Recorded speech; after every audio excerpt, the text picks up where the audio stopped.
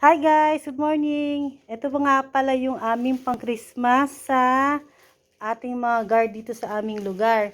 Guys, maliit lang to guys, pero laking tulong na rin to sa kanilang pang-araw-araw guys. Kasi may pansit na to guys. May Lucky Me Canton, Lucky Me Pansit Noodles. May coffee na rin guys. At may suka toyo. At meron tayong pasardinas pa dyan guys. Ito guys oh.